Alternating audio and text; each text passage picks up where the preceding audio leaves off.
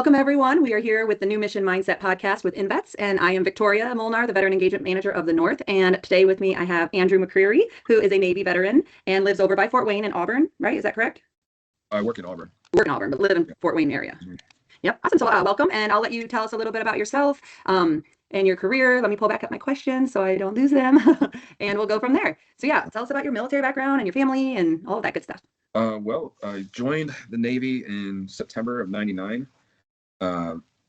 Wasn't really sure what I wanted to do something different. I was like, this is boring, Indiana. I'm like, man, I was in college and I was like, I don't know if I want to do this. Like, there's something more out there. And I was like, you know what, I'm gonna go to the recruiter's office. I was thinking Navy, I guess, because I'm a big fan of, Yeah. I like watching Top Gun. It's my favorite movie. And I was like, I didn't want to be a pilot or anything, but I Right. was like, no, I like that. Like, that seems pretty cool, And they've got different tests. You got, meet the requirements, Right. and I think at the time the Navy had the East test, which is like, a little bit of math, engineering, that type of stuff, prep questions for the ASVAB. I had to take the ASVAB again. And my recruiter's like, oh man, I want to get you a higher score. I was like, bro, just get me in the door, man. I want to do something. Like, I don't care. So essentially I got an open contract. If anybody knows what that is, that means what the needs of the Navy are, the needs of whatever branch you want to join. They're going to put you in the most basic MOS, the most basic rating. I was like, okay, cool. And they said seafarer Seaman, when classifier talks to you when you're in MEPS. And it's like seafarer Seaman, that sounds kind of cool, I guess. And then ended up, I think my first duty station was in Japan. I was like, Ooh. I guess you would call it AT in the Army, like before you go out to the fleet, like it's ATD school at the time they called it. So basic seamanship, line handling, that sort of thing. Yep. I was like, oh, okay, cool. I was like, because most people didn't know, they didn't go to their next school yet and didn't even know where they're going. There's a handful of us are like, they're like, oh, you're going to Japan. I was like, oh, cool. I was like, and then crazy, and then I was a deck seaman, scraping paint, line handling, doing all the seamanship stuff. And I was like, I kind of like being on the bridge. I like, like the driving the ship and everything. And ended up what they call at the time striking. You kind of shadow somebody or do OJT, on the job training with somebody. And I was like, oh, quartermaster, which in the Navy, it means navigation. Yeah. It used to mean supply back in the day.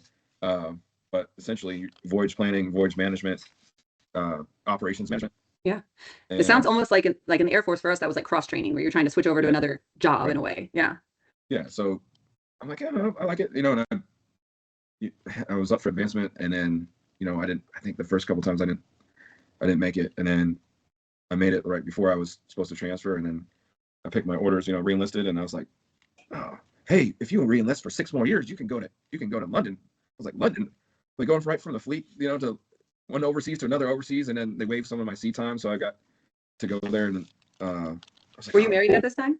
No, not yet. Oh, so okay. I'm getting to that point. And then No, you're fine. I was just wondering because those are some good bases for a young, military member in Japan and London. Yeah, you got lucky. Yeah, it was. I was like, oh, cool. And then I did my leave. I was on leave for 30 days, whatever. Did some skydiving. I was like, and it turns out, like, I don't know if he's still around or if he's still Fort Wayne skydiving back in the day. Turns out the guy that the owner was. This was like right before when the Navy SEALs were formed. Like they called UDT, Underwater Demolition Team, or something like that. And this guy was wearing the silkies, and the like the Rangers do, and he was, gave me training and stuff, and I did like 6 jumps. It was like static line. This was just for fun. This is, I paid for it. And it's a long way, go to England. And I was there for a couple years. I ended up meeting my wife through a dating website. Because they didn't have apps back then, over 20 years ago. And then we moved to Texas. So Japan, England, Texas, and then I had to wait. Like, I had to get, of course, when you have a top secret clearance, I was in England. I was at I don't know if you remember Sincus Navier. So like essentially Commander in Chief, U.S. Naval Forces Europe or something, and essentially right across from where the American Embassy used to be. So Grosvenor Square. So it used to be, when he was General Eisenhower's headquarters. So on North Audley Street. So pretty cool history there. Like the rent was like $3 I don't know, something, crazy cheap. I don't know what it is now, but we did flag level briefs, so like admirals, generals, whatever. And that was kind of a cool assignment. And then after, again, we moved to Texas. Where in Texas? Ingleside. It's like, we call it Kentucky, because it's like, it's kind of podunk, kind of really, nobody really knows about it unless you've been there. So I was stationed at Dyess Air Force Base for 14 years in Abilene, Texas. So a lot of people didn't know where Wow. Abilene or Dyess was either. So I didn't know that. I've never heard that base either. I was like, wow. it's where the B1s are, because the B1s are only at Dyess and Ellsworth. So there's only two places, so you're Texas or Oh. South Dakota. Yep. Cool. Yeah. So, and but I've never heard of that one, but Texas is so big. Yeah. And I think, what was it? So I was on Minesweeper there. So backtrack. So Japan, all right, Ziggy, you can get down. Japan was an aircraft carrier, and then England was the shore duty, and then Minesweepers, on a ship. So it was like I think we had a crew of like 85. It was all guys, which was kind of nice. Just because I want to say less drama, and it was just a different thing. Everyone had it. It was just, if you needed something done, it's like, it was quick. Like, it wasn't, but the schedule sucked, but we had a good time. Like, so I was there for like 2 years, because I had split my seat time, because I had re-enlisted for that 6 years. I was able to, do a split tour. So Texas and then California from there. So I went to an LPD, which is I can't remember what it stands for, something amphibious. So essentially it's like you see the hovercrafts, the LCAC, landing craft air cushion. So those, this was one of those. So Austin class LPD, the Cleveland, the Steam and Cleve, as they called it. Essentially they sink the back half of the ship to bring on like the ducks, like the amphibious assault, the AAVs that the Marines have, the LCACs, which also carry other things. So like AAVs or tanks or whatever. And I was there for a couple of years, and then from there I went to NGA, which is National Geospatial Intelligence, so kind of a joint command, I guess. Yeah. That was doing cartography, so topographic stuff, so like what you'd see in Army or anybody on the ground. Topographic products, FOB configurations, like there's programs we use to, for the field operating bases. Field operating, like essentially setting up whatever you need to do to, depending on the area. And then hydrographic stuff, so like the Navy, the charts. And I did that for 3 years, and then our son was born in 2011, and then I went from there to Destroyer, so in Norfolk. Okay. Yep. Everyone's favorite place in the Navy. Not really, but I think it was all right. But so I was there for 2016 or so. I think 2012 to 2016. But I became assistant navigator at some point, and then a small duty right before I left there, I was on the funeral honor guard. So essentially, doing, I think I did like 37 funerals, a couple active duty, unfortunately. And then a lot of veterans out there. There's a lot. I mean, Norfolk, it's crusty old, salty old, sailors that like, I like Norfolk, I'm gonna stay here. And yeah, when I was stationed in Tampa, everyone retires in Florida, snowbirds, all of them go down there. But whenever we would ask honor guard to come do like an event or a retirement ceremony or this, but they were always busy with funerals and traveling throughout the state for funerals. Yeah, and there's some cool history that you learn about the old timers, and one of them that stood out to me the most was I think we went down, and me and a couple of my guys, we went down to North Carolina, and then it was some retirement community home. It was pretty swanky. Like, it was like, the lady, it was her father, that passed, and he served in the Navy. I can't remember what his rank was. She's like, oh, if you guys need anything, just put it on the tab or on the bill. I was like, it was pretty like, come to find out, this dude helped formulate, that Formula 409, the cleaner. Yeah, he was a pretty smart dude. This guy he was one of the dudes that created it. He was and then it was an earned service, so like, had his combination cover. I think it was ensign or JG or something. And come to find out, he was on the Iowa, which was one of the escort ships. So when they signed the treaty with Japan. Wow. So I was like, whoa, like, like, how cool is that? Like, it's sad that, someone passes away, but it's like, what an honor to be able to provide a service like that, doing folding, unfolding and folding the flag for the family member and learning some history. I'm like, man, that's awesome. I was gonna say, and think about how you were there and it touched you, and now you can share his story and how much further his joys and successes in life and his story goes. Right now, I didn't know this guy; I wasn't there, and now I know this story. You know what I mean? Like, it just keeps their life alive. Yeah. So, and so that was a short, little 6 months. I was in the funeral honor guard, and then I got orders, and it was like I didn't really get to pick them. And it was like, it's kind of like, when you're later on, like over 10 years in, 12, 15, whatever. Yeah. they're like, you go where the Navy needs you, and or whatever your respective branch needs you. It's like you don't really get to choose as much. And so I was like, they're like, oh, you're gonna be an instructor. I'm like, oh man, Japan. Oh, back to Japan where I started. It's like, oh, okay, all right, full circle. Good experience for our son, and so I went essentially an instructor for like the rescue boats like you see on ships, the rigid hull inflatable boats. It's like a Zodiac. It's a Zodiac, but it's got like a fiberglass bottom and then inflatable sides. And I just taught basic maneuvering for young sailors, and that was actually kind of fun. You going 20, 30 knots on the water in the little Zodiac type thing. It was like a 7-meter, I think, something like that. Fit about 9 to 10 people on there. Teach them how to launch the from pull up alongside a pier and things like that, and maneuver out, maneuver in. Yeah. That's cool. So that sounds really rewarding, being able to then share all of your knowledge from 15 years. You're probably already at 15 year at this point, right? I think, let's see, that was, oh gosh, that was 20. Yeah, it's imparting your wisdom then, Yeah. So was Japan your last station? Main station, but like I said, when we found out my son got sick when we were at Japan that last time, and so I don't know can't remember what they call it, humanitarian orders. Oh. So essentially, we went to Hawaii. Was it Tripler? Hawaii, the big pink hospital in Hawaii. Okay. Yeah, I know in Hawaii, but I don't know the hospital name. I've only been to Hawaii once. So from there, and then at some point I had actually extend like those 2 years I was mentioned earlier. Oh yeah. And then I was like, man, I was so checked out.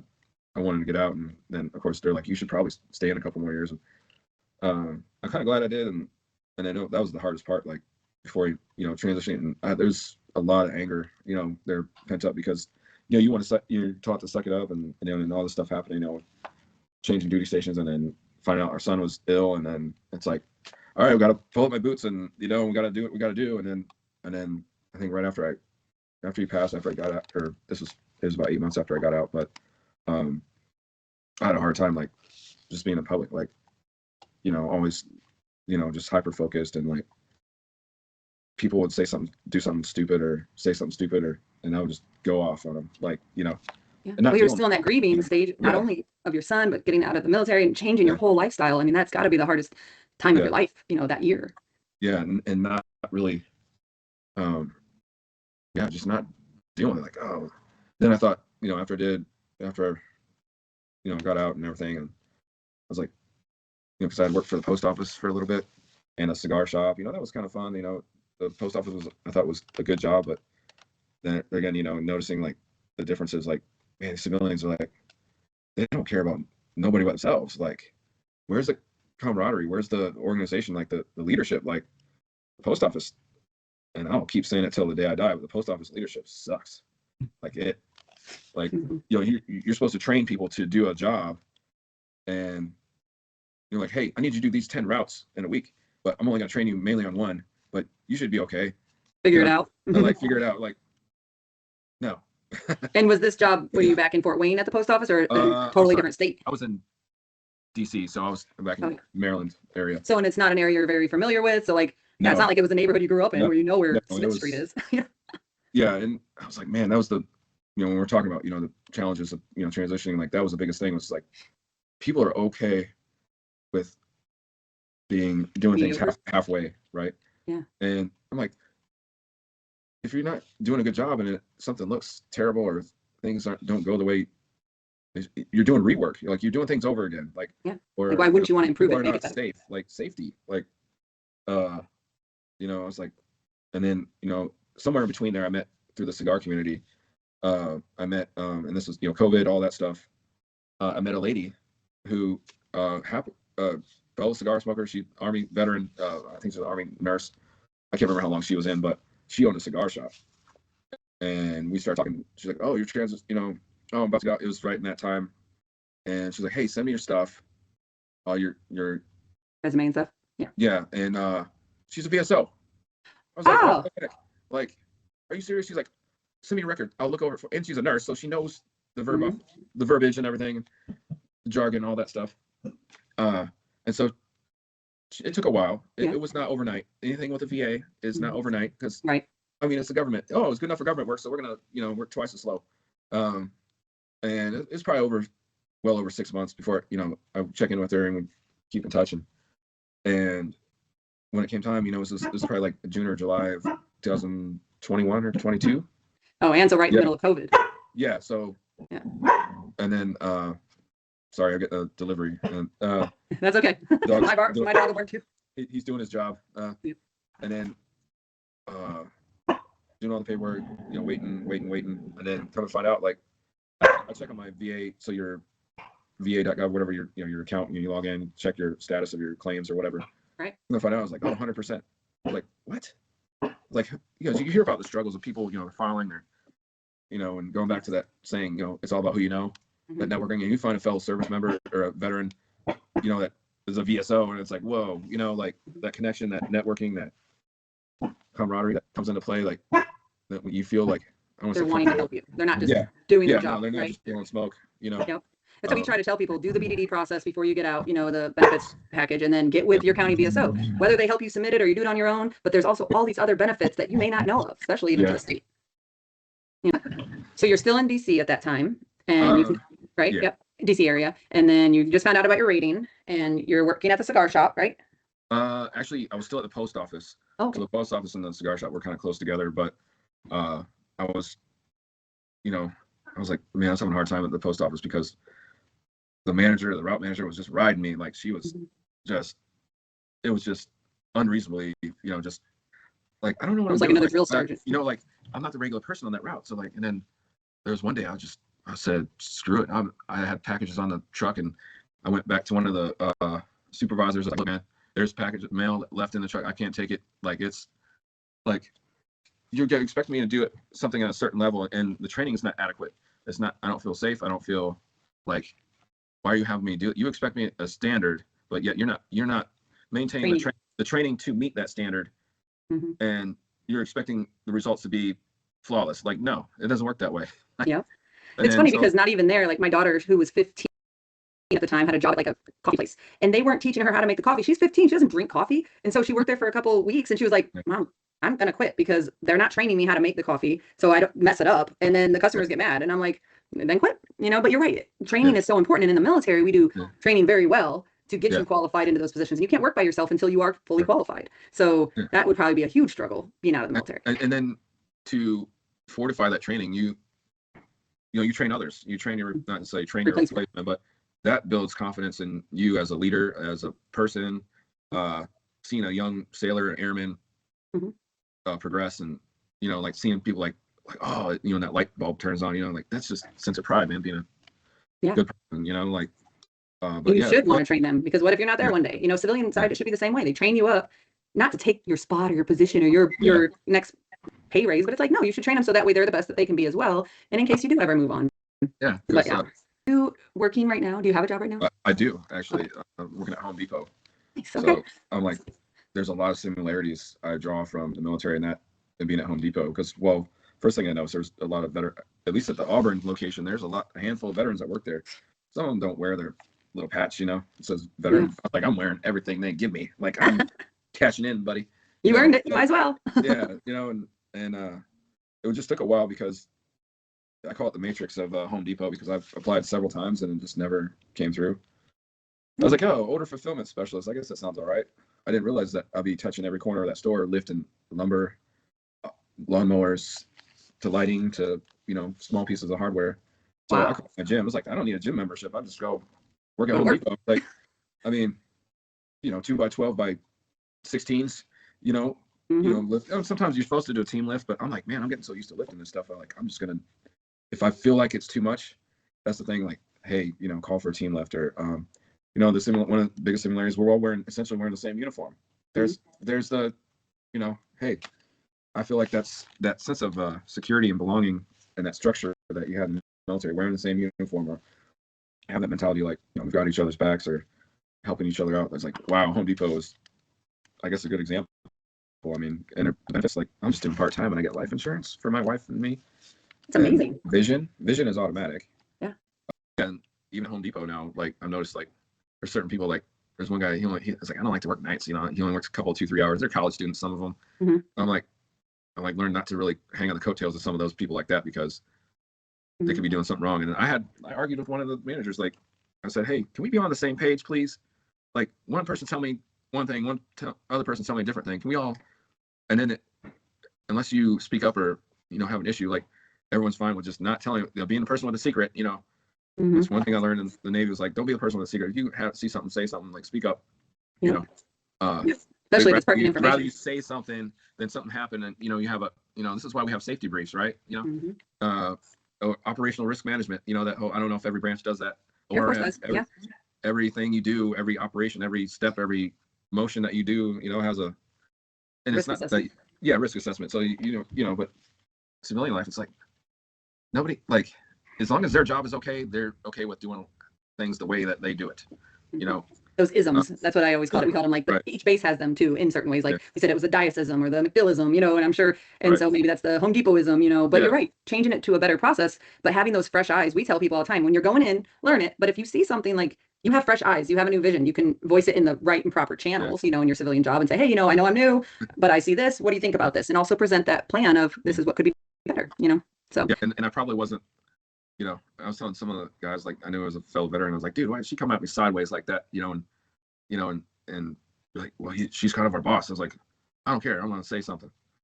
Like, but then I apologized later. I was like, look, I'm sorry, probably wasn't the best way to go about that, but they kind of know that I'm not going to put up with stuff. So, but I'm okay with just being the low person on the, company, I'm not going to worry about, that's one of the things too, like with transitioning, and getting that civilian job, and it's okay to go, the VA off, if they have mental health services, take it, whatever you earn. And I know there's some guys out there, even my uncle, like he was in the Air Force, and I was like, hey, they got Warrior Breakfast at, at once a month on Saturdays, Warrior Breed Motorcycle Club, veteran motorcycle club. They do sponsor a breakfast over at Cosmos.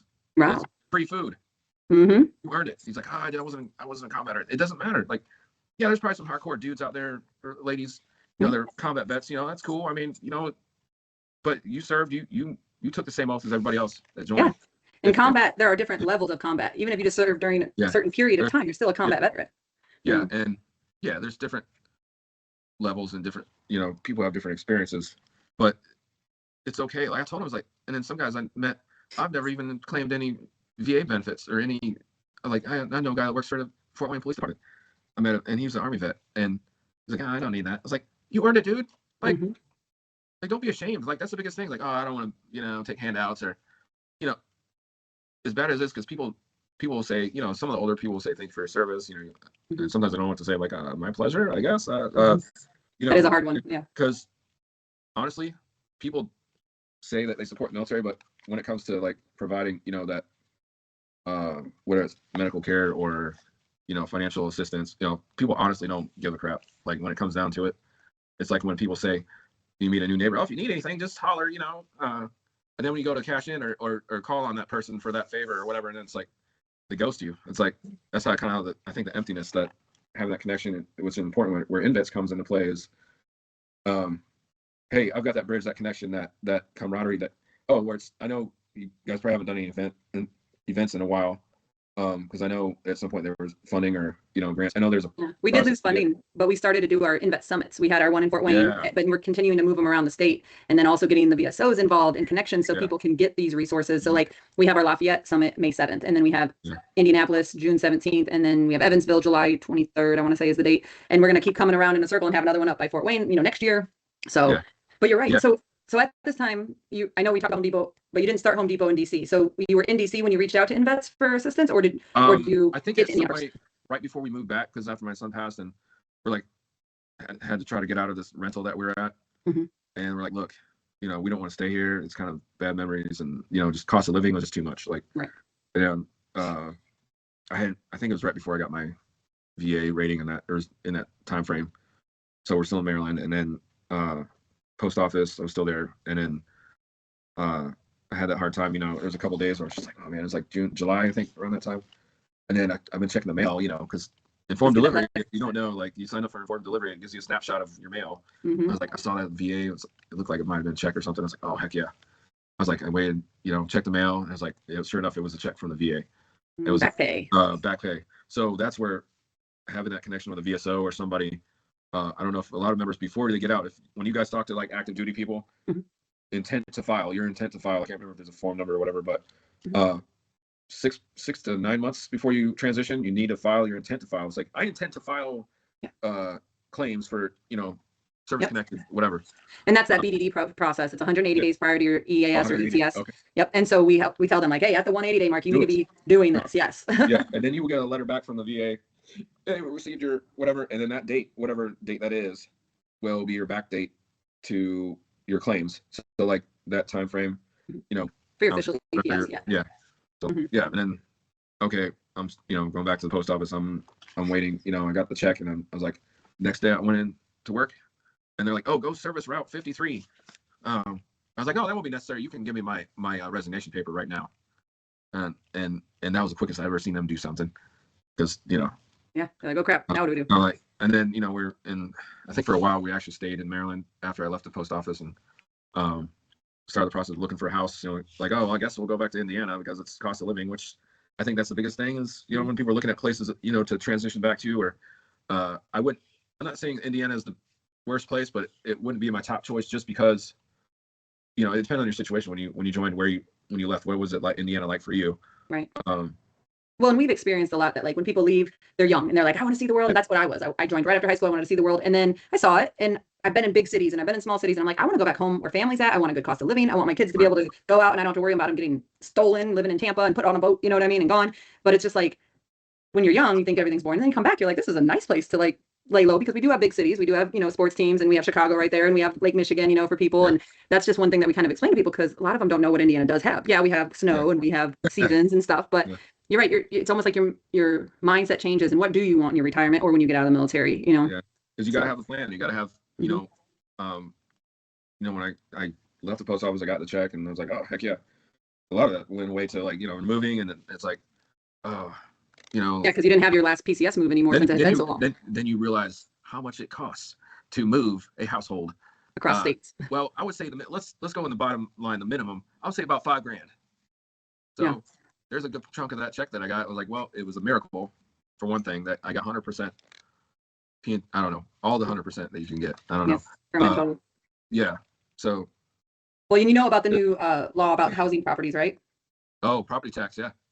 So property taxes, you can't file yet, but if you get your DD-214 and you get your rating paper that says 100% permanent total, you go to your VSO after July 1st. It has to be after July 1st. They fill out a document for you, and then you take that to the housing accreditation accountant.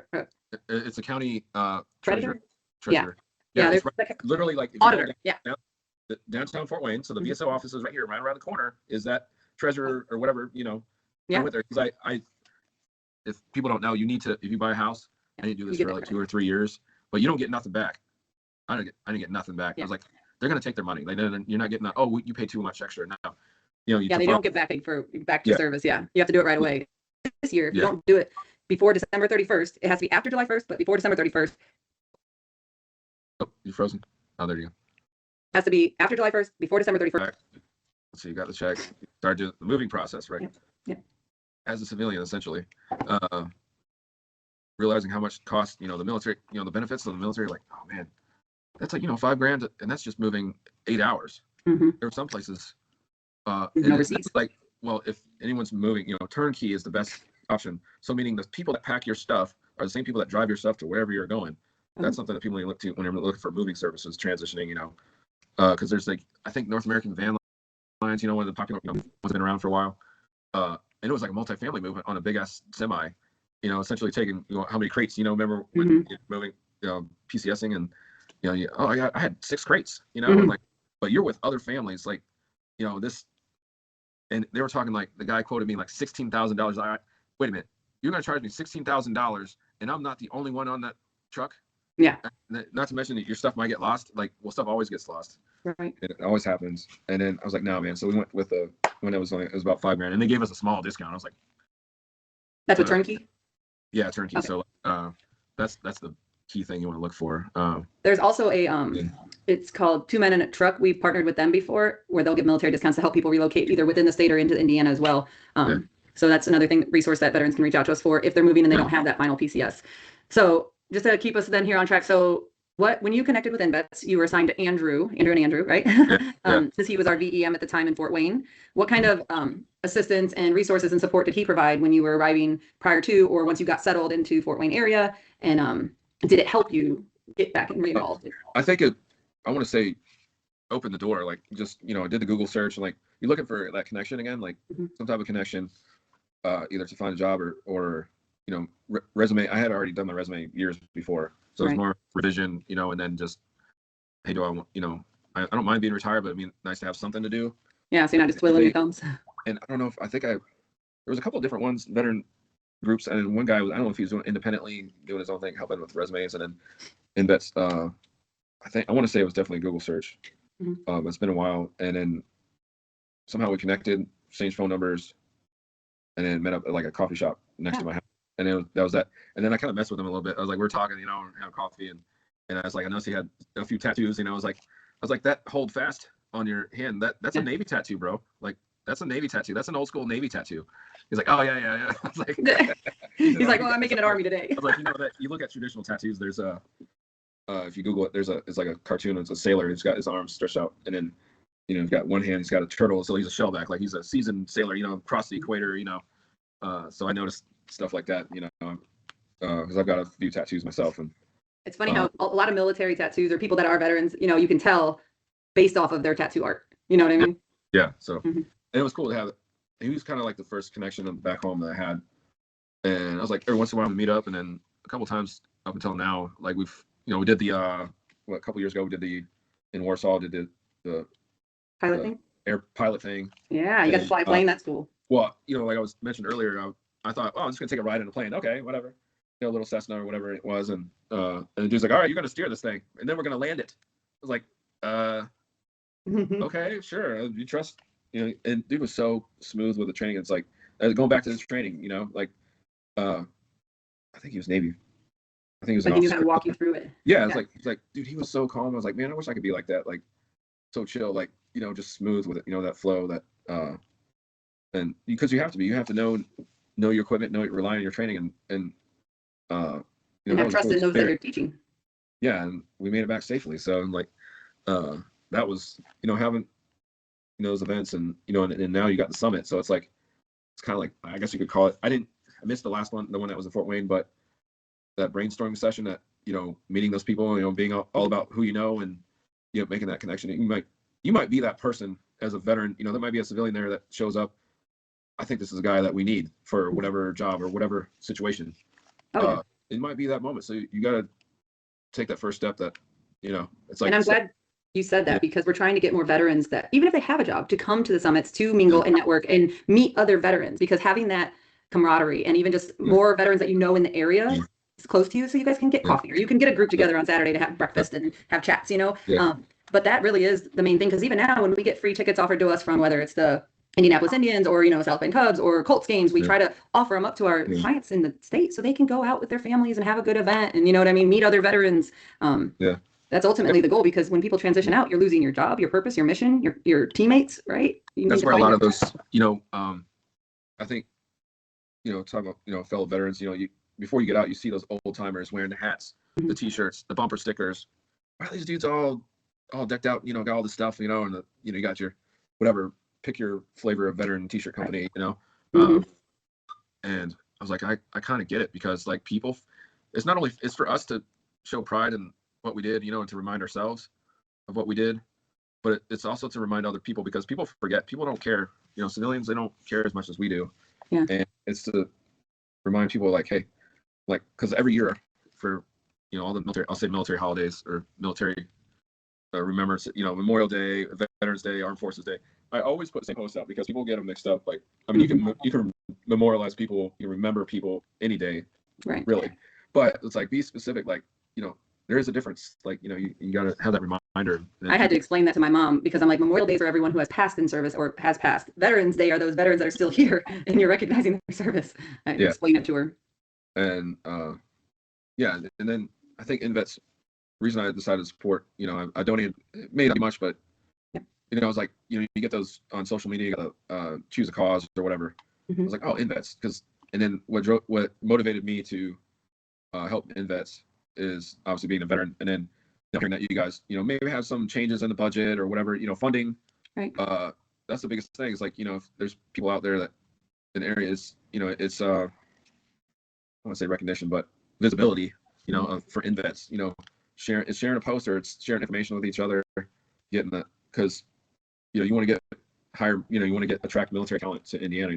Right. It's kind of a good thing because you want to build that network, want to help each other out, and then there might be that person that's struggling or, needs that connection again, and invest in that vehicle that to drive, whatever, to motivate you or to, hey, check in on somebody, because, the suicide rate, 22 a day, Yeah. That's not just a t-shirt or a, and I personally felt this struggle, like, man, because, if you've ever done counseling, like, hey, have you ever thought about hurting yourself or something?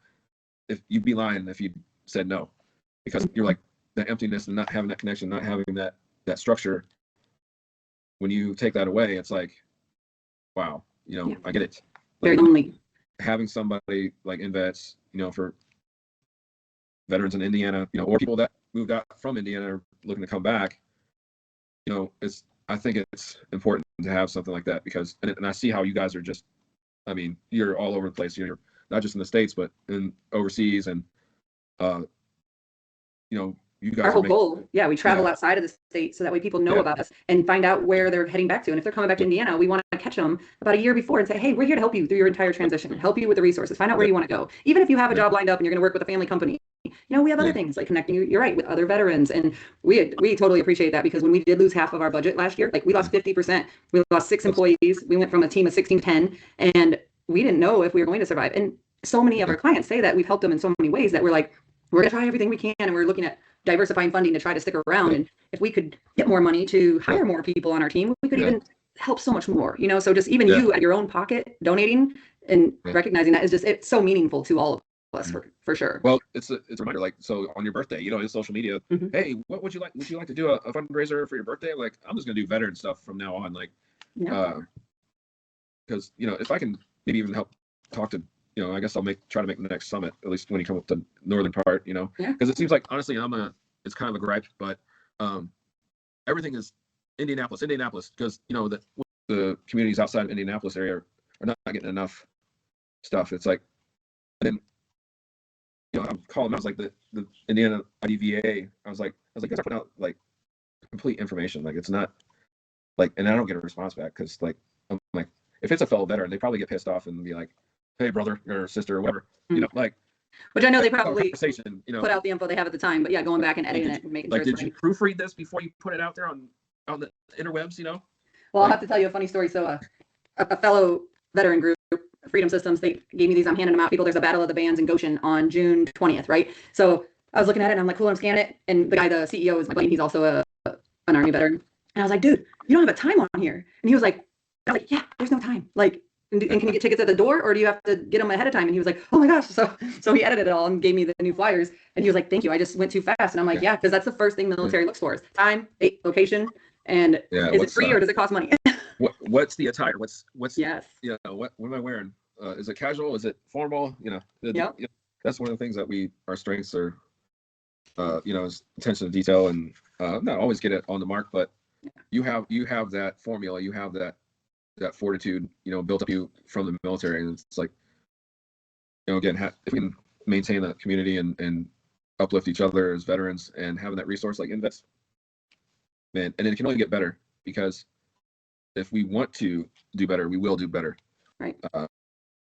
And then more people, you spread the word more, and then more people get assistance, even just from you to helping someone. Right now, more resources, and if you're like, oh, I know this, you can look at the Excel out of our Slack channel and say, oh, here's a resource for you. Now you're helping veterans in your area. Yeah. Like I shared an email with Andrew, something about grants. I think it was IDVA. It might have been actually because I've signed up for their email list. He may have gotten it, but I was like, you know what? I know because he's my connection to INvets. Yeah. So I'll just forward it to him, even if it's a resource. Like, hey, getting grant funding, because I know he does. Was it Close for Joe's? I think he does that. So like whatever, or even if he can't use it, he can let somebody else, another fellow veteran who's looking to get funding for a veteran veteran-owned something, whatever it's a charity or a business or grants, just help somebody get started or something, or maintain, I was like, anytime I see that, I'm going to share that info because, it's again all about who you know, what you know, knowledge is power.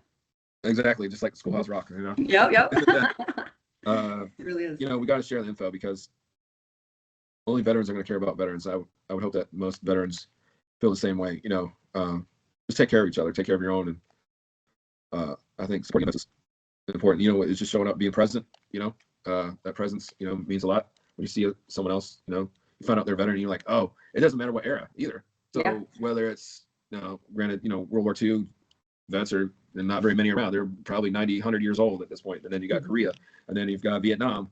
Vietnam vets are, and when I see those guys wearing the hats or the t-shirts, I'm like, hey, nice hat. It's a Navy hat, the nicest hat, of course.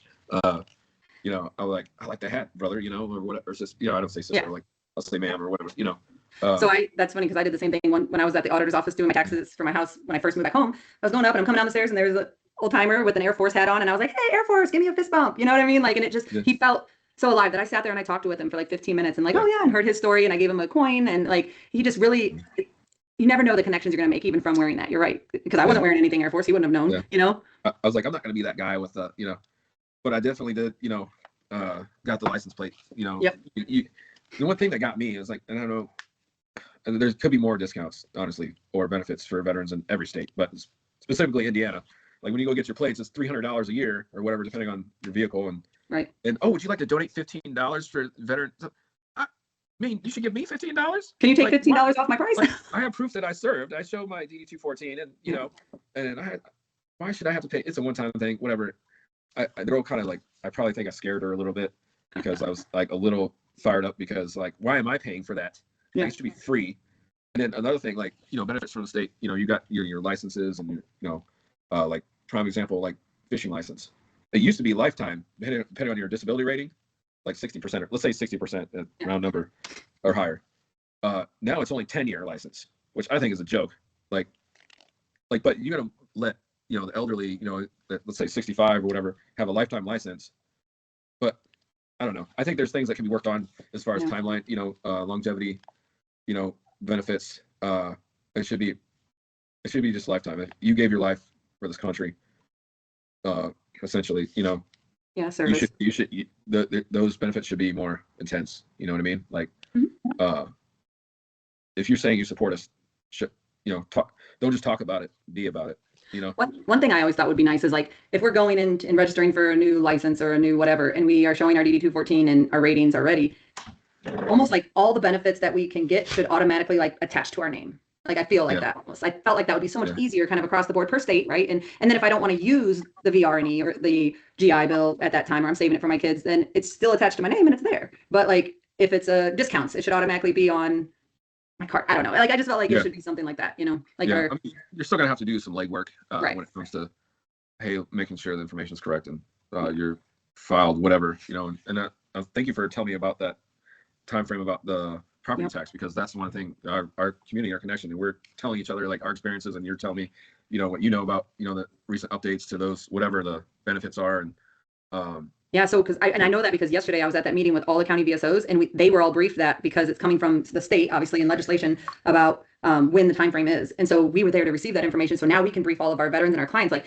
we're getting the discount right now, right? And you're probably as well with your house, that 24,000 credit on taxes. But now with 100%, after that, you can go get 100% tax property. You know what I mean? Reduction, which is phenomenal. Well, because I'm curious to find out if you're in escrow, if you've got a mortgage, is there anything like, I want to say reduce. I'll be curious if that reduces your mortgage payments, or does that do it? Does it move? Because property taxes are not high in Indiana. That's one of the attractions of coming back to Indiana. Right. Property taxes are not high, so it may not even make much of a dent. But when I got the credit, it made a huge dent for me. It was like $300 a month, and this new credit is $350 a month. So your mortgage will go down. Oh, yeah. Okay, because I'm right at $2,300 a month, so it should drop it. Now again, it won't be until next year, but yeah, you're paying that, it'll drop it down, and then you just have your insurance and your other stuff in there. But it makes a huge difference, because when I first bought my home, I was still active duty, so I didn't have it. So then when I redid it after I got my rating and everything, I was like, whoa, it dropped it a ton. And then I did have extra in my escrow, so I did get a check back. So it'll be the same, hopefully, again when I do it. Yeah. I don't know, and you guys don't even have to.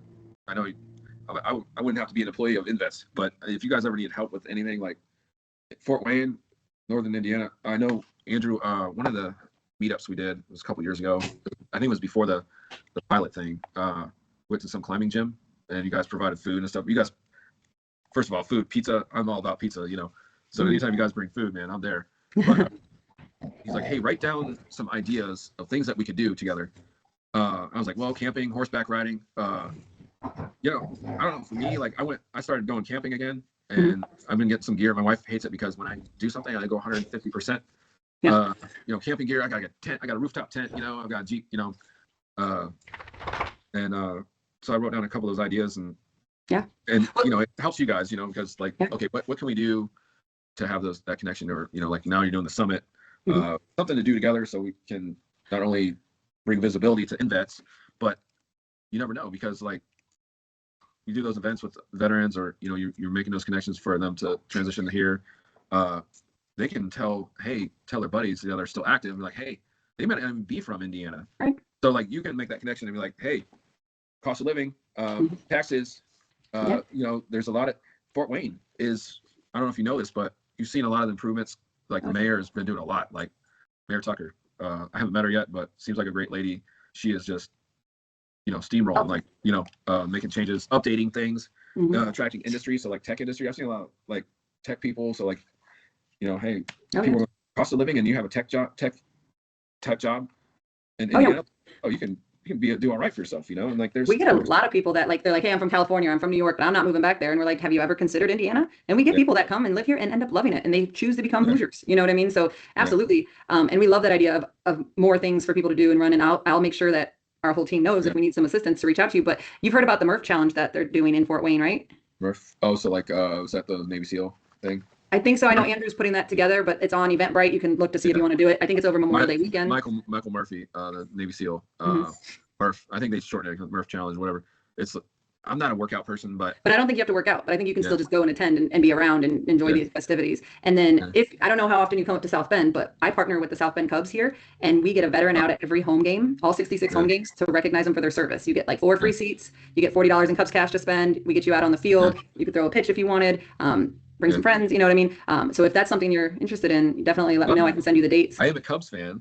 However, I don't know if you ever heard of VetTix. Yeah. So VetTix, another veteran organization. I don't know who started it.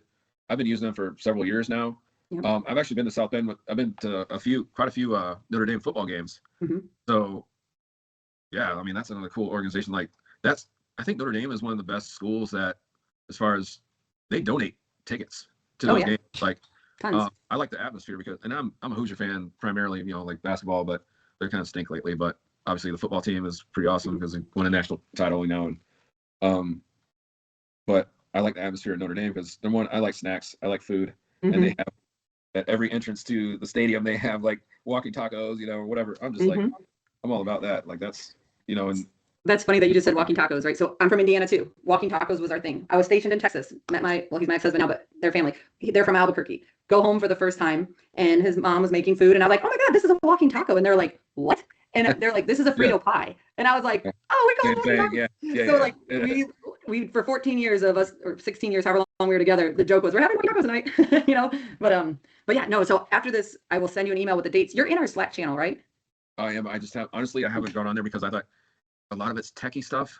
Well, not even for jobs. I drop things in there about resources, events happening. I put flyers in there from like when I get them from vet centers. So even if you're not looking for a job, go through and just like, I'll put like, hey, this is happening soon. You know, all of these things, information about the tax and property tax, we put it in there. So we're directing everyone there now because if they're actively looking for work, that's where we put jobs. But also if you already have a job, it has information so we can distribute it to all of our veterans in the state. Yeah. You know, I probably need to. Occasionally I'll open it up or like, oh, there's an update. I'll check it out. Like, you know, an app update or whatever. Yeah. Honestly, I haven't checked it in a while because I have a job now. It's like, but now us talking meeting, you know, it kind of like highlights that and refresh. Yeah, exactly. Absolutely. And if you need that. So yeah. And I'll still send you the dates so that way you know the most accurate ones that are open. And if you and your wife want to come up for a game or bring some friends or whatever, it goes all the way through September. So, and there are certain days that you could do a pitch if you want to throw the ball, or you don't have to. So, but you can get some of their good food. Yeah, so I didn't think I was going to talk that long. I'm like, man. Yeah, no, that's okay. So I guess in wrapping it up, is there anything else you'd like to share or information you want to like note to other veterans, or are we good? I think we kind of covered a lot, but yeah, final words.